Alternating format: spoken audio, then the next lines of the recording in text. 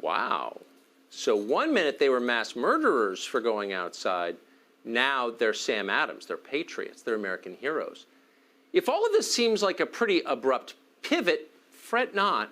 Rioting is not a health risk. As long as it helps the Democratic Party's prospects in the November election, rioting will not spread the coronavirus. Sounds implausible, but we can be certain of that because last week, hundreds of self-described public health officials signed a letter saying so. They announced that the Black Lives Matter riots are a vital contribution to public health. In effect, they're an essential medical procedure. But that doesn't mean you get to go outside. You don't. Thanks to coronavirus, you do not have the right to resume your life. And if you complain about that, it's, quote, white nationalism. That was their professional conclusion. Does a single American believe any of that? No, of course not. It is too stupid even for CNN to repeat, so they mostly ignored it. That's an ominous sign if you think about it. It means these people are done trying to convince you, even to fool you. They're not making arguments, they're issuing decrees. They think they can. They no longer believe they need your consent to make big decisions, to run the country. Once the authorities stop trying to change your mind, even by deceit, it means they've decided to use force, and they have. During the lockdowns, people whose loved ones died were not allowed to have funerals for them. Think about that. It's hard to think of anything crueler, but it happened to a lot of people. They claimed it was necessary. It was not necessary, and we know that because now that a man has died whose death is politically useful to the Democratic Party, the authorities have given him 3 funerals and not a word about a health risk. Or consider King County, Washington. That's where Seattle is. Restaurants in King County are operating at just 25% capacity. That's the law now. Non-essential businesses are allowed just 15% capacity. The effect of that is economic disaster. Most small businesses run on very small margins. They can't survive for long, and in fact, many have failed. What should they do? They should join Antifa, obviously, because in King County, Washington, Antifa can do whatever Antifa wants to do. Tonight, they've taken over an entire 6-block section of downtown Seattle. And that's fine with health authorities there. No social distancing required. They're essential. You getting the picture? Is this adding up to a message? Yes. The message is you were played. We were all played. Corrupt politicians scared us into giving up control over the most basic questions in our own lives. At the same time, they gave more power to their obedient followers, like Antifa, while keeping the rest of us trapped at home and censored online. In other words, they used a public health emergency to subvert democracy and install themselves as monarchs. How were they able to do this? The sad truth is they did it because we let them do it. We believed them, therefore we obeyed them. If there's anything good to come out of this disaster, it's that none of us will ever make that mistake again. Dr. Dan Erickson is an emergency physician and co-owner of Accelerated Urgent Care. He was censored, you may remember, if you recognize his face, because you saw him on YouTube before it was pulled down. He made the mistake of questioning the coronavirus lockdowns. We're happy to have him on to join us tonight. Doctor, thanks so much for coming on. I have to ask you, for about 48 hours, you were the most famous physician in America as millions of people watched you explain the coronavirus lockdowns, and then big tech censored you. Do you feel vindicated by these numbers? Well, I think, I don't know if vindicated is the right word, but I think we're finding that a lot of different institutions are in agreement with our numbers. We're all seeing about a 4% positivity rate for the immune testing. So whether it's USC, whether it's Stanford, we're all getting similar numbers. So when we first came out with our data, they said these are wildly inaccurate, and they were raw data. And currently, we're putting our data in a more scientific format so they can biostatistically analyze it, and we can sort of re-give the data in a different format. But our goal the first time was just to give some raw data, but it turns out that raw data was pretty accurate to what some of the more sophisticated studies are finding. Well, not only was it pretty accurate, at least the data you presented in your now famous YouTube video with your partner, they turned out to be far more accurate than the data the media bombarded us with that the World Health Organization gave to us at the beginning. You turned out to be much closer to the actual outcome than they did. Why do you think that is? Well, we've done over 11,000 tests, and we were actually using raw data. We weren't using academic modeling.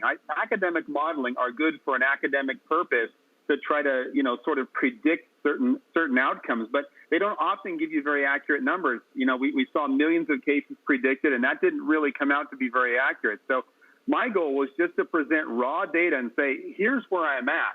We've tested this many people, this many are positive. It wasn't supposed to be a really technical analysis, but the raw data that we've been following from everybody else seems to be about the same. So I think instead of using the academic modeling, I think next time we go through a pandemic, we ought to just kind of look at our raw data and maybe make decisions that don't cause a $22 trillion economy to kind of collapse.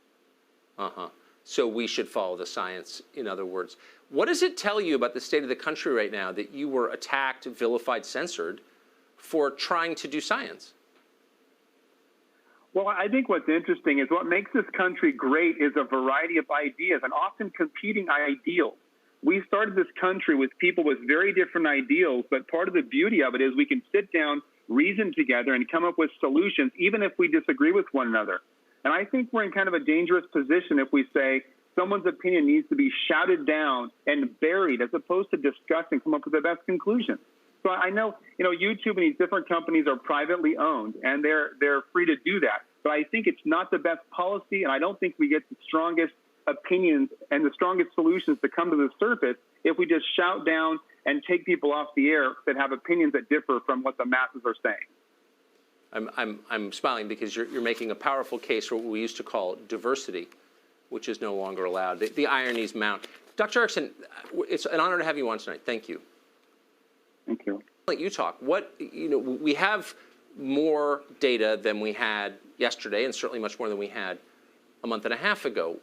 What's the big picture conclusion you've come to? Well, I mean, the big picture conclusion, and it's actually clearer in Europe, Tucker, than in the U.S., is that ending lockdowns does not seem to make much difference at all. And you can see this. It's great to look at Europe because Europe doesn't have the red state, blue state problem. And most of these countries are actually pretty politically liberal. And so if you look at Norway, where the head of the health authority said a couple weeks ago, we're not sure that lockdowns made any difference because it looks like moderate social distancing made all the difference we needed, and possibly the virus is actually on the way out even as we impose the lockdowns. If you look at Switzerland, they've basically ended all their lockdown restrictions, and I think in about a week they'll end everything. Denmark, same thing. So these countries, which have no political axe to grind here, which are not trying to get Donald Trump reelected and could care less about that, have all moved quickly to end their lockdowns, and they really haven't seen any spike. Now, in the U.S., the picture is a little bit more complicated because we have so many states, and we have places where there might be a transient increase in cases meaning positive infections by test. That does not mean people are dying from this necessarily.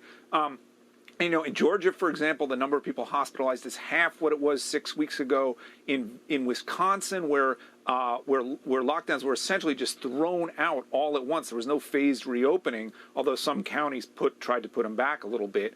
That was a month ago. In Wisconsin, hospitalizations are down, deaths are down. So it's very, very hard to paint a picture that ending lockdowns was meaningful in any way. And Tucker, I just want to say one thing to you, which is I thank you. You helped get the news of the booklet out last week, and without you it would not be where it is, and you've been a strong voice in this, and I do appreciate it. Well, it just bothers me because at a moment where you're making huge history-changing decisions about a country of 325 million people, if you try to shut down certain points of view, you're apt to reach really bad conclusions. I mean, the fact that you were censored, former New York Times reporter, prominent novelist, what does that say about how these decisions were made? Well, it's even worse than that, right? Because Amazon is the company that has profited the most from the lockdowns. And Amazon has a lock on publishing right now. So for Amazon to deny me, and they've denied some other people, those people haven't been able to, to get their censorship restricted. But for them to deny me a chance to put out a book that sold 100,000 copies in a week almost, which is a massive number and tells you how eager people are for the truth, for them to do that to me is just, I mean, look, forget do it to me. For them to do it, period, is censorship, even if they are not a public company. They are, a public institution. They are basically a utility for booksellers, and it is wrong. It's totally wrong. And by the way, it's just the beginning. You think Jeff Bezos wouldn't shut this channel down tomorrow if he could? Of course he would. I hope that what happened to you stands as an example of what's coming for the rest of us. Alex Berenson, good to see you tonight. Tucker, thanks.